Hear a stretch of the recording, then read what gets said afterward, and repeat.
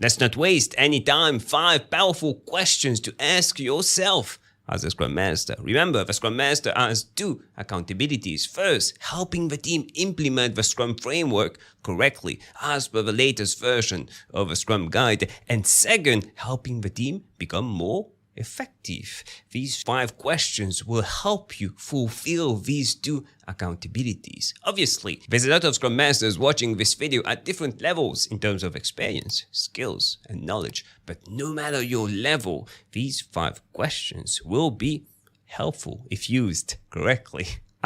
Question number 1. Do you understand why? Do you understand why agility was implemented in your organization? Scrum framework implemented. If you use Kanban, why Kanban was implemented in your organization? Why did your organization go through an agile transformation? If it did, why? It's extremely important that you understand the why, the real reason. People tell you that we implemented agility to be more effective, to produce better products, quality products, valuable products that customers will use. If that's the real reason, or are we implementing Scrum in order to meet unrealistic deadlines, believing that it will make teams more productive? Understand why. The big picture. Why was Scrum and Agile implemented? Then you go one level down. Why was Scrum implemented with a team? Do we believe that the Scrum framework is best suited for this team? Or is there other frameworks that would have been better? Other ways of working that would have been better suited? And if at any point during your questioning, when you're questioning people on the reasons why, if you feel that something is not right, anti-patterns, maybe Scrum was implemented again to make teams more efficient. No, we should be working towards effectiveness. You fix it. You work with the stakeholders, with the managers, with the people who implemented Scrum, who told you to implement Scrum with the team. Something is wrong here. We don't have the same goal. Most people miss that. Scrum Masters work with the teams. We are good at working with the teams. But what about the rest of the organization? What about the leaders? What about the managers? These people can cause a lot of problems, can slow down the team a lot if we are not on the same page with these people. So ensure that we have the same goal. Then you go one level down. You decided, yeah, the Scrum framework is good. With the team, everyone is agreeable that the Scrum framework will be useful for this team. Why are we doing the sprint retrospective, the sprint planning? As a Scrum Master, an Agile coach, you should have expert knowledge of the Scrum Guide, the latest version of the Scrum Guide, of the Agile Manifesto. You need to understand why. Each one of these principles. Why is it here? What are we trying to achieve? Understand each word, every single word of the Scrum Guide. You need to understand why. Remember, the Scrum Guide isn't prescriptive, but once you understand why, you can come up with practices, ways of working that match the Agile Manifesto, that match the Scrum framework. You are a teacher. You are a coach. You're not here to tell people what to do. You're here to facilitate the process. Facilitation simply means making things easy. And you can't facilitate the process if you don't truly understand the real reasons why we're implementing Scrum, but also why we are doing all these events, why these accountabilities, why the Scrum framework is telling us to do these things. Because at the end of the day, you will need to teach all these team members exactly the same thing. Because at some point, you will leave a team either replaced by another Scrum Master, or the team is mature enough and no longer needs you. And I hope that it's option 2 to be able to reach option 2. You need to work towards teaching them, coaching them in understanding why we are doing all these things in the Scrum framework so that they keep doing that without you. Question number 2. As a Scrum Master, am I helping them, the team, the right way? Scrum Masters joining new teams, implementing the practices, the Scrum framework, teaching them the sprint planning, the daily Scrum.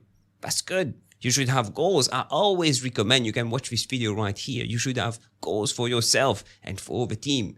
Yearly goals, quarterly goals, monthly goals, weekly, daily goals that you are trying to achieve yourself as a Scrum Master, but also each one of the team members and also the team. What are we trying to achieve together? We need a target, we need a goal, a product goal, sprint goals, but also improvement goals. But at some point, these improvement goals also need to change. 2 years ago, when you started with this team, you had a list of things that you were working on.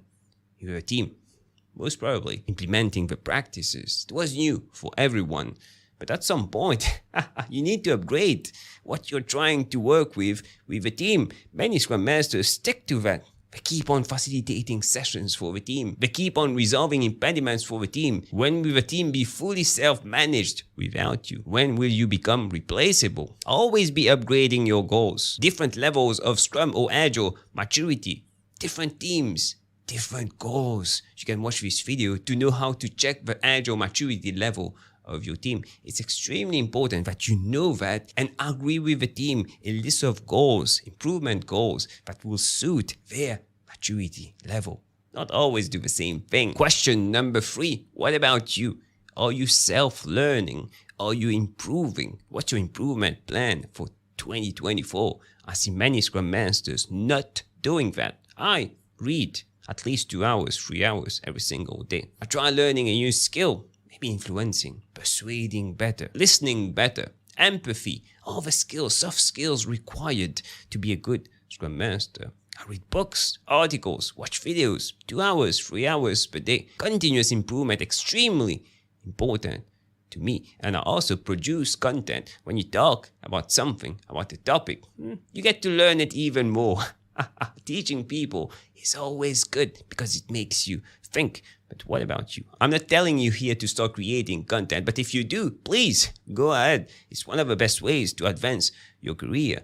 Have a side business, do some coaching on the side. It's one of the best ways to do that. But my point here is self-learning. You should be spending at least 1 hour, 2 hours per day self-learning. So for 2024, draft an improvement plan. What skills, knowledge do you believe needs to improve? We need to be continuously learning. If you don't want to continuously learn, do another job, do another role. And once you get this mindset, once you get into the practice, the habit of continuously learning, preach the same thing to your team members. They also need to do the same thing, especially developers.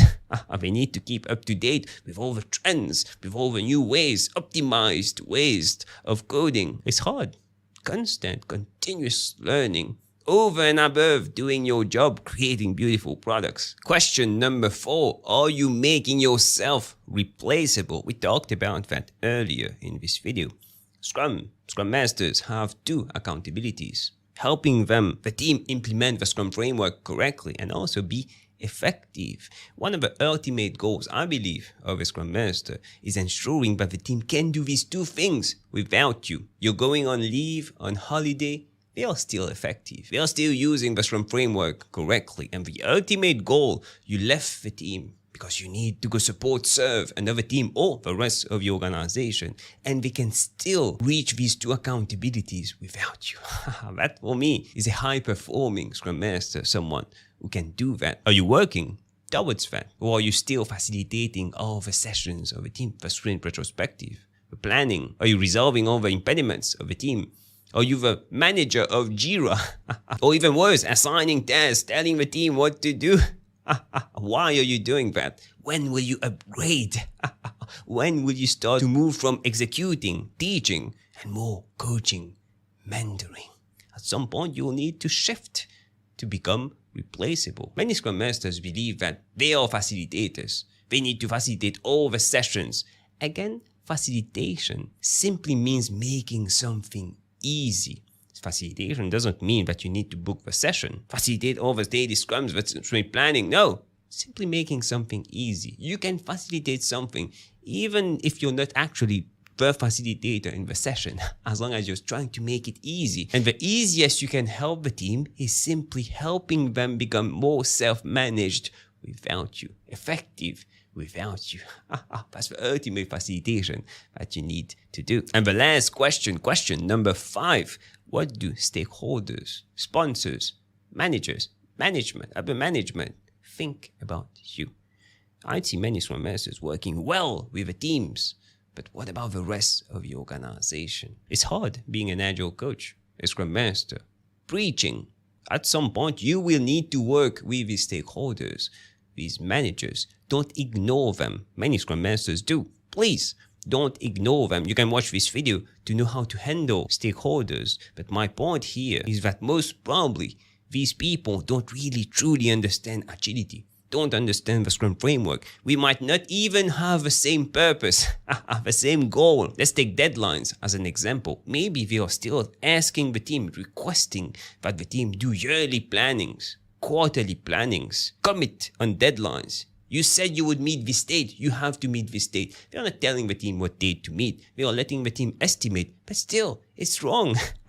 Because estimation is simply a guess, a prediction based on the data that we currently have. But it's still a guess that can change. The goal here is not quantity, output, no, it's outcome, producing something that customers want to use. Shift the mindset of the stakeholders, of managers. You will most probably need to talk to people with 10, 15, 20, 30 years of experience doing the same thing, believing that micromanagement is good, multitasking is good, planning, deadline. You need to tell these people, you might be wrong. There might be a better approach. It's extremely hard to do, especially when these people sign your paycheck. They are your direct supervisors. How do you tell them if you're not in a safe environment? And most probably you won't be in a safe environment. You need to build a safe environment as a Scrum Master or an Agile coach. But how do you do that with your direct supervisor who believe that you should be executing their orders?